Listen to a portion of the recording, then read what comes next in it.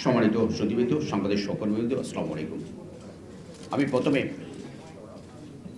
গত কয়েকদিন ধরে যে ঘটনাগুলো ঘটে যাচ্ছে গণমাধ্যমের উপর জাগাত, এটার প্রতিবাদ জানাই, নিন্দা জানাই, ধিক্কার জানাই।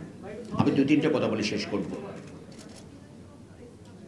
সংবাদ মাধ্যম হচ্ছে গণতন্ত্রের চোখ। সরকার একেবারে ভিতর থেকে রাষ্ট্রটাকে দেখতে পারে গণমাধ্যমের মধ্য দিয়ে। এই গণমাধ্যমের উপর আঘাত মানে গণতন্ত্রের উপর আঘাত।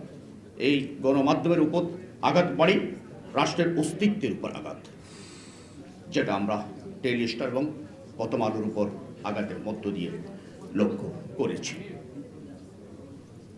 আমার প্রশ্ন হলো, আজকে এখানে বলছেন, আঘাতের পর থেকে বলছেন কোনো রাজনৈতিক দল, কোনো সমাজের কোনো অংশই এই দায় নিচ্ছেন না। তারা বলছেন কেউ করেনি, এই ধরনের ঘটনা আমাদের উপরে আমাদের তো কি এই ঘটনা ঘটেনি? এটা ঘটেছে। আমার কাছে প্রশ্ন, যেটা রাষ্ট্রের কাছে, এই ঘটনা ঘটার পরেও তাদের বিরুদ্ধে কোনো ব্যবস্থা নেওয়া হলো না কেন? তো রাষ্ট্রের কাজটা কি? এই সরকারি কাজটা কি? আপনাকে একটা ব্যর্থ রাষ্ট্রে পরিণত করতে চান এই দেশটা কি?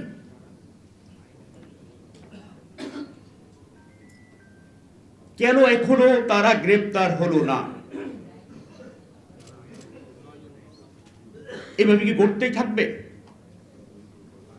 আজকে ডেইলি স্টার প্রথম আলোতে আগুন দিয়েছে, খুলনায় সাংবাদিক হত্যা করা হয়েছে, লক্ষ্মীপুরে শিশু বাচ্চাকে একটা রাজনৈতিক দলের নেতার বাড়িতে চারদিক দিয়ে দরজা বন্ধ করে দিয়ে পেট্রোল ঢেলে দিয়ে জ্বালিয়ে একটা ছোট শিশুকে হত্যা করা হয়েছে। বাউলদের উপর নৃশংস হামলা হয়েছে। এই সংস্কৃতি আমার না, এই সংস্কৃতি আমার না। এর জন্য 30 লাখ শহীদ রক্ত দেয়নি।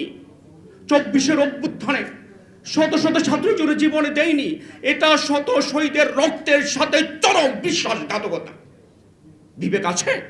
বিবেক থাকলে রুখে দাঁড়াতে হবে। এই ঘটনা ঘটেছে, ইনুস সাহেব, এই ঘটনা ঘটেছে। যদি ঘটে থাকে, তারা কেন এখনো গ্রেপ্তার হলো না?